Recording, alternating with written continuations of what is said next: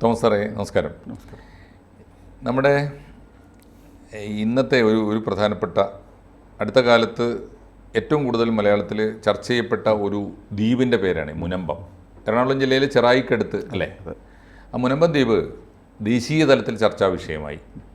അതിൻ്റെ കാരണം കേന്ദ്ര ഗവൺമെൻറ്റിൻ്റെ പാർലമെൻറ്റിൽ വരികയും ഇപ്പോൾ ജോയിൻറ്റ് പാർലമെൻ്ററി കമ്മിറ്റിയുടെ ചർച്ചയിലിരിക്കുകയും ചെയ്യുന്ന ഒരു ബില്ലാണ് വഖഫ് ബില്ല്. വഖഫ് ബില്ലിൻ്റെ ഏറ്റവും പ്രധാനപ്പെട്ട ഒരു ആവശ്യകത വന്നത് പലപ്പോഴായിട്ട് ഗവൺമെൻറ്റുകൾ ഈ വഖഫ് നിയമത്തിൽ വരുത്തിയ ഭേദഗതിയുടെ ഫലമായിട്ടാണ്. ഈ മുസ്ലിം സമുദായത്തിലെ സമ്പന്നരായ മനുഷ്യന്മാർ ആ സമുദായത്തിൻ്റെ നന്മയ്ക്കും ദൈവപ്രീതിക്കും വേണ്ടി നീക്കിവെക്കുന്ന സ്വത്താണ് വഖഫ് സ്വത്ത്. ആ വഖഫ് സ്വത്ത് പക്ഷേ പലതരത്തിൽ കയ്യേറപ്പെടുകയും വിൽപ്പന നടത്തപ്പെടുകയും ഒക്കെ ചെയ്തു. ദാനം ചെയ്ത ഭൂമി തന്നെ പല ആവശ്യങ്ങൾക്കായിട്ട് വിൽപ്പന നടത്തി. പക്ഷെ വഖഫ് സ്വത്ത് വിൽക്കാൻ പാടില്ല എന്ന വാദവുമായിട്ട് ധാരാളം തർക്കങ്ങൾ അതിനകത്ത് നടക്കുകയാണ്, കേസ്, ലിറ്റിഗേഷൻ. പക്ഷേ പ്രശ്നം ഈ വഖഫ് ബോർഡിൻ്റെ കേസ് ഒരിക്കലും തീർപ്പാവില്ല, അതങ്ങനെ നീണ്ടുകൊണ്ടിരിക്കും. ഇനി വഖഫ് ബോർഡ് വല്ലപ്പോഴും തീർപ്പാക്കിയാൽ ഉടനെ ഒരു ട്രിബ്യൂണൽ പോകും, വഖഫ് ട്രിബ്യൂണൽ. അത് അനന്തമായിട്ട് നീണ്ടുപോകും. അങ്ങനെ ഒരിക്കലും തീരാത്ത എത്രയോ കേസുകൾ വഖഫ് ബോർഡുമായിട്ട് ബന്ധപ്പെട്ട് കിടക്കുന്നുണ്ട്. അത്തരത്തിലൊരു കേസായി ഇപ്പോൾ ഉയർന്നു വന്നതാണ് ഈ ചെറായി ദ്വീപിലെ മുനമ്പം ദ്വീപിലെ കുറേയേറെ ഭൂമി. അത് 1948 കാലത്ത് 48-ലാണ് ഫറൂഖ് കോളേജ് ഉണ്ടാകുന്നത്, ജസ്റ്റ് സ്വാതന്ത്ര്യത്തിന് ശേഷം.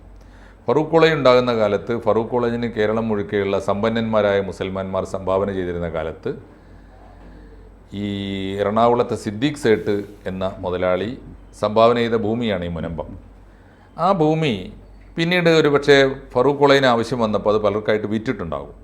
അത് പലരായിട്ട് വാങ്ങിയിട്ട് അവിടെ ജീവിച്ചു വരികയാണ്. ഇപ്പോൾ 10-400 കുടുംബങ്ങളുണ്ടെന്നു അല്ലേ ഏതാണ്ട് ആ ഭാഗത്ത്. അപ്പോൾ അവരേത് ജാതിക്കാരാവട്ടെ മതക്കാരാവട്ടെ, അവർ തലമുറകളായിട്ട് അവിടെ ജീവിച്ചു വരും. 48 മുതൽ എന്ന് പറഞ്ഞാൽ ജീവിച്ചു വരുന്ന ഇത്ര ആളുകളുണ്ടാവും.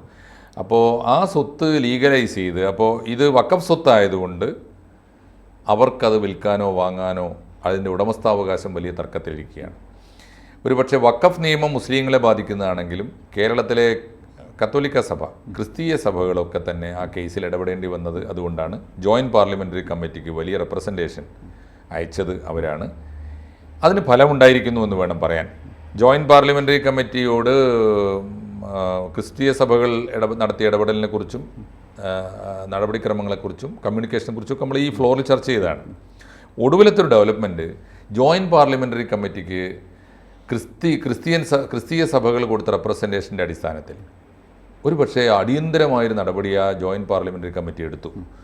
അതിലെ അംഗമായ ഒരു IAS ഉദ്യോഗസ്ഥയെ തന്നെ, MP ആയ അല്ലേ, IAS ഉദ്യോഗസ്ഥയായിരുന്ന ഒഡീഷക്കാരി, വോളണ്ടറി റിട്ടയർമെന്റ് എടുത്തിട്ട് BJP-യിൽ വന്നു, കഴിഞ്ഞ ഇലക്ഷനിൽ നിന്നു ജയിച്ചു, അപരാജിത സാരംഗി അല്ലേ. അപ്പോൾ ജോയിൻറ്റ് പാർലമെൻ്ററി കമ്മിറ്റി അംഗമായ BJP-യുടെ MP ആയ IAS ഉദ്യോഗസ്ഥയായിരുന്ന അപരാജിത സാരംഗി എന്ന അംഗത്തെ നേരിട്ട് മുനമ്പത്തേക്ക് അയച്ചിട്ട് സ്ഥിതിഗതികൾ നേരിട്ട് നിരീക്ഷിച്ച് റിപ്പോർട്ട് ചെയ്യാൻ ജോയിൻറ്റ് പാർലമെൻ്ററി കമ്മിറ്റി അവരെ നിയോഗിച്ചു.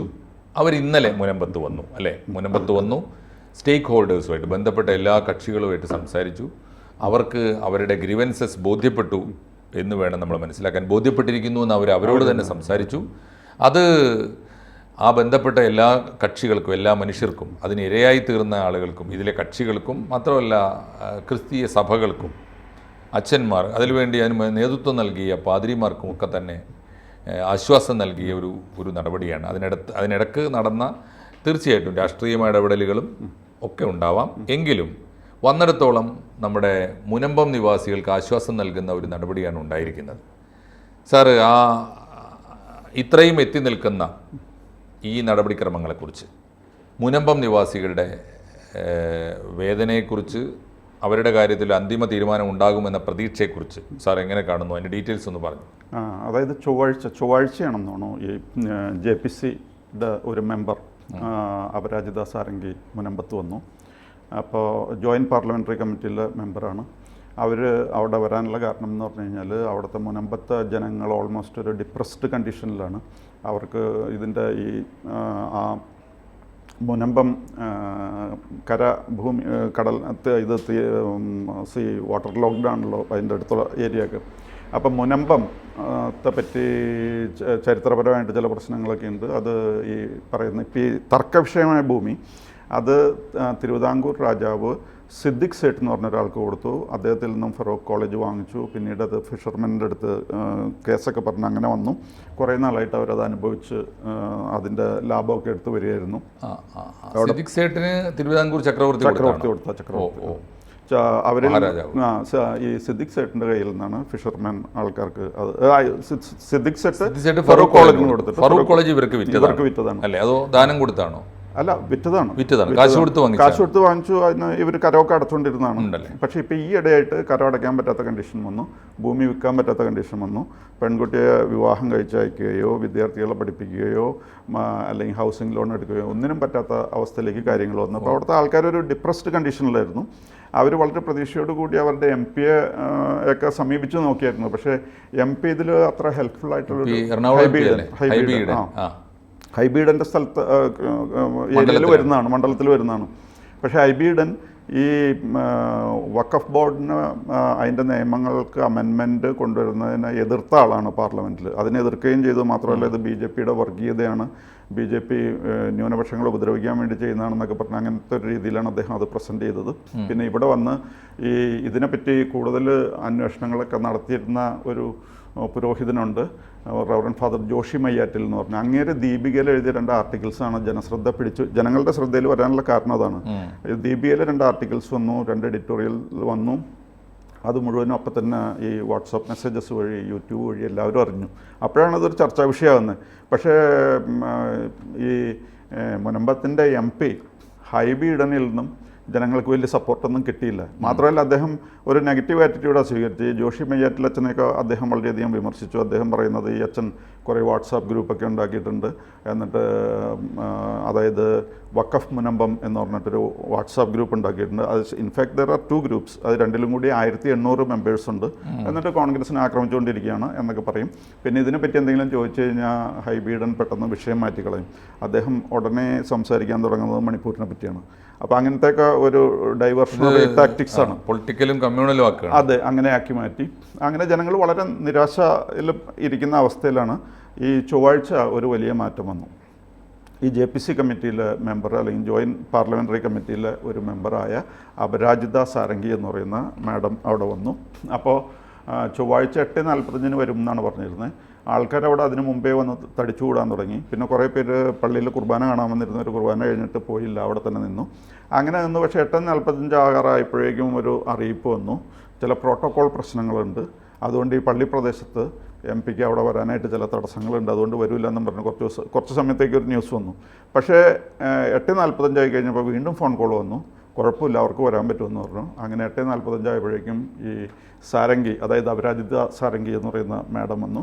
അവർ വന്നു കഴിഞ്ഞിട്ട് അവിടെ വരുമ്പോൾ കൂടെ ഷോൺ ജോർജ് ഉണ്ടായിരുന്നു, നമ്മുടെ PC ജോർജിൻ്റെ മോൻ. അവിടെ വന്നു, പള്ളിയിലുള്ള എല്ലാവരെയും കണ്ടു. അവിടെ ആകുന്നത്ര ആൾക്കാരോട് സംസാരിച്ച് എല്ലാം കേട്ടു, മനസ്സിലാക്കി, കാര്യങ്ങളൊക്കെ അങ്ങോട്ട് ചോദിച്ചറിഞ്ഞു. വളരെ സന്തോഷമായി. ഈ കാര്യങ്ങൾ ഒക്കെ കേട്ടിട്ട് അതിനെല്ലാത്തിനും മറുപടി പറഞ്ഞു. മാത്രമല്ല അവർ പറഞ്ഞു she is the core in charge of Kerala BJP. ആ നിലയ്ക്കാണ് ഇവിടെ വന്നിരിക്കുന്നത്. മാത്രമല്ല ജോയിൻറ്റ് പാർലമെൻ്ററി കമ്മിറ്റിയുടെ മെമ്പറുമാണ്. ആ രീതിയിലും കൂടിയാണ് ഇവിടെ വന്നിരിക്കുന്നത്. അപ്പോൾ അത് കഴിഞ്ഞിട്ട് അവർ പറഞ്ഞു, ഞാൻ ഈ കാര്യങ്ങളൊക്കെ എല്ലാവരിൽ നിന്ന് ചോദിച്ച് മനസ്സിലാക്കിയല്ലോ. മാത്രമല്ല നിങ്ങൾ തന്നിരിക്കുന്ന മെമ്മോറാണ്ടം ഞാൻ സ്വീകരിച്ചിട്ടുണ്ട്. ഈ മെമ്മോറാണ്ടം ഞാൻ അവിടെ ചെന്ന് കഴിയുമ്പോൾ, ഡൽഹി ചെന്ന് കഴിയുമ്പോൾ ജോയിൻറ്റ് പാർലമെൻ്ററി കമ്മിറ്റിയുടെ ചെയർമാനുണ്ട്, അതായത് ജഗദംബിക പാൽ എന്ന് പറയുന്ന ചെയർമാൻ. ആ ചെയർമാന് ഇത് കൊടുക്കും. മാത്രവുമല്ല നിങ്ങളുടെ ഈ പ്രശ്നത്തിന് 4 മാസത്തിനുള്ളിൽ പരിഹാരം ഉണ്ടാകും, നിങ്ങൾ ഒന്നുകൊണ്ടും പേടിക്കേണ്ടെന്ന് പറഞ്ഞു. സാധാരണ പൊളിറ്റീഷ്യൻസൊക്കെ വന്നെന്തെങ്കിലും പറഞ്ഞു കഴിഞ്ഞാൽ ആൾക്കാർ ഇതത്ര വിശ്വസിച്ചെന്ന് വരില്ല. അവരെന്തെങ്കിലും സൗകര്യത്തിന് പറയുന്നു, പോയി കഴിയുമ്പോൾ അതിൻ്റെ പ്രസക്തി. പക്ഷേ ഇവരങ്ങനെയല്ല. ഷീസ് ബേസിക്കലി ഒരു പൊളിറ്റീഷ്യൻ അല്ല ആൾ. She was an IAS officer, അതെ, ഒഡീഷ കേഡറിലുള്ള ആളാണ് അവർ. പക്ഷേ ഈ ഇലക്ഷന് കുറച്ച് മുമ്പ്, കഴിഞ്ഞ പാർലമെൻറ്റ് ഇലക്ഷന് കുറച്ച് മുമ്പ് അവർ IAS ജോലി, അതിൽ നിന്ന് വോളണ്ടറി റിട്ടയർമെൻ്റ് എടുത്തു, BJP-യിൽ ചേർന്നു. അങ്ങനെ BJP-കാരിയായതാണ്. പണ്ട് തൊട്ടേ പാർട്ടി പ്രവർത്തനമുള്ള ആളല്ല. അപ്പോൾ അവർ വന്നതും സംസാരിച്ചതും കേട്ടതും ഒക്കെ ജനങ്ങൾക്ക് എന്തോ വളരെ ബോധ്യം വന്നു. ആൾക്കാരെ വിശ്വാസത്തിലെടുക്കാനും വിശ്വസിപ്പിക്കാനും ഉള്ള കരിസ്മ ആൻഡ് പെർസൂസീവ് പവർ അവർക്കുണ്ടായിരുന്നു. ജനങ്ങൾ അവർ പറഞ്ഞതെല്ലാം അതേപടി വിശ്വസിച്ചു. അവിശ്വസിക്കേണ്ട കാര്യമില്ല, സത്യസന്ധമായിട്ട് സംസാരിക്കുന്നതെന്ന് ജനങ്ങൾക്ക് തോന്നി. ജനങ്ങളത് വിശ്വസിച്ചു. ജനങ്ങളൊക്കെ വളരെ റിലാക്സ്ഡായി. എല്ലാവരും കുറേ കഴിഞ്ഞപ്പോൾ ഈ ടെൻഷൻ ഒക്കെ വിട്ടിട്ട് വളരെ സന്തോഷമായിട്ട് സംസാരിക്കാനും തുടങ്ങി.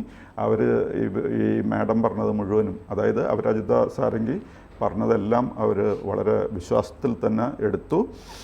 മാത്രമല്ല അവരിപ്പോൾ വളരെ റിലാക്സ്ഡാണ്, അവർക്ക് യാതൊരു കുഴപ്പമില്ല, വളരെ സന്തോഷത്തിലാണ്. ഈ കാര്യത്തിന് പരിഹാരം ഉണ്ടാകും എന്നാണ് അവർ പ്രതീക്ഷിക്കുന്നത്. അതെ, ഇത്ര വേഗത്തിൽ, അതിവേഗത്തിൽ ഈ മുനമ്പം പ്രശ്നത്തിലേക്ക് നേരിട്ട് വന്ന് ഇടപെടാൻ കേന്ദ്രത്തിൽ ജോയിൻറ്റ് പാർലമെൻ്ററി കമ്മിറ്റിയിൽ ഈ പ്രഷർ അല്ലെങ്കിൽ ഈ ഇത്തരത്തിലൊരു ഇടപെടൽ നടത്തിയിട്ടുണ്ടാവുകയാണ് ഷോൺ ജോർജ് മാത്രമാണോ? ഷോൺ ജോർജ് അതോ നമ്മുടെ കേന്ദ്രമന്ത്രി ജോർജ് കുര്യന് ജോർജ് കുര്യൻ ഇവിടെ നേരത്തെ വന്നിട്ടുണ്ടായിരുന്നു. ഇതിന് 3 പ്രാവശ്യം വന്നിട്ടുണ്ടായിരുന്നു. ഇതിനെപ്പറ്റി സ്റ്റഡി ചെയ്യാനൊക്കെ ജോർജ് കുര്യൻ വന്നിട്ടുണ്ടായിരുന്നു.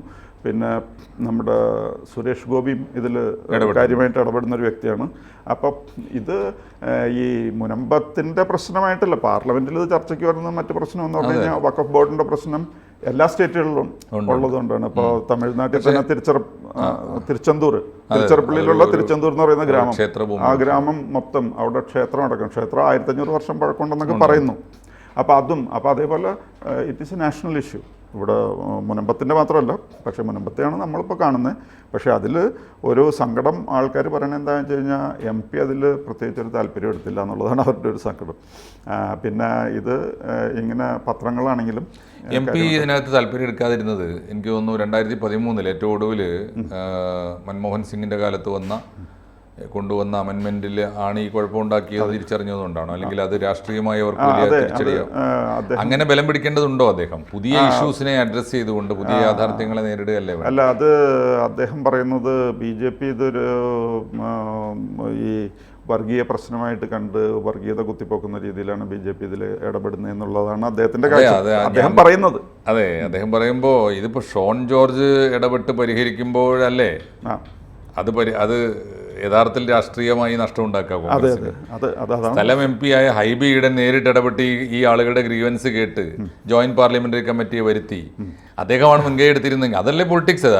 അത് ചെയ്യണമായിരുന്നു. അത് ടാക്ടിക്കലി ഹൈബി ഈഡൻ അതൊരു വലിയ തെറ്റ് പറ്റിയെന്ന് തോന്നുന്നു. കാരണം അദ്ദേഹം ചിലപ്പോൾ വിചാരിച്ചിട്ടുണ്ടാവും 1995 അതായത് നമ്മുടെ നരസിംഹറാവുവിൻ്റെ കാലത്തും പിന്നെ 2013 മൻമോഹൻ സിംഗിന്റെ കാലത്തൊക്കെ അവർ ചില അമെൻമെന്റ്സ് കൊണ്ടുവന്ന അതാണ് പ്രശ്നം ഇത്രയും വഷളാക്കിയത്. അതെ, വഖഫ് നിയമത്തിലെ ആ 2 ഭേദഗതികളാണ് 95 അതെ. അപ്പൊ ബാബറി മസ്ജിദിന്റെ പേരിൽ മുസ്ലിം സമുദായം വിട്ടുപോയിട്ടുണ്ടെങ്കിൽ അവരെ വീണ്ടും അടുപ്പിക്കാനൊക്കെ ഇതിൽ ചില ലക്ഷ്യങ്ങളുണ്ടായിരുന്നു. അപ്പൊ ഇനി അത് കുത്തിച്ചൊറിഞ്ഞ് പ്രശ്നം ഉണ്ടാക്കേണ്ടെന്നായിരിക്കാം ഒരു പക്ഷേ ഹൈബി ഈഡൻ വിചാരിച്ചത്. ചരിത്രമല്ലല്ലോ, വർത്തമാനമല്ലേ, നമ്മുടെ മുമ്പിലുള്ള യാഥാർത്ഥ്യമല്ലേ. അത് മനസ്സിലാക്കാൻ ഹൈബി ഈഡൻ സാധിച്ചില്ല. എന്തായാലും ഇപ്പോൾ ഷോൺ ജോർജ് മുഖേനയായാലും ജോർജ് കുര്യൻ മുഖേനയായാലും സുരേഷ് ഗോപി മുഖേനയായാലും ഈ നമ്മുടെ മുനമ്പത്തുകാരുടെ വേദനകൾക്ക് പരിഹാരം ഉണ്ടാകട്ടെ, അവരുടെ ഈ തീരാ തലവേദനകൾക്ക് പര്യവസാനം ഉണ്ടാകട്ടെ എന്ന് ആണ് നമ്മൾ ആഗ്രഹിക്കേണ്ടത്. അതിൻ്റെ പ്രതീക്ഷയാണ് കഴിഞ്ഞ ദിവസം അപരാജിത സാരംഗി വന്നതിലൂടെ നമുക്ക് തുറന്നു കിട്ടിയിരിക്കുന്നത്. സന്തോഷിക്കേണ്ട സമയമാണ്, ആശ്വാസകരമായ കാര്യമാണ്. അത് തീരുമാനമായി വരട്ടെ എന്ന് നമുക്ക് പ്രതീക്ഷിക്കാം. നന്ദി സർ. കൂടുതൽ വാർത്തകളും വിശേഷങ്ങളും നിങ്ങളിലേക്ക് എത്താൻ ABC മലയാളം സബ്സ്ക്രൈബ് ചെയ്യുക, ബെൽ ബട്ടണും അമർത്തുക.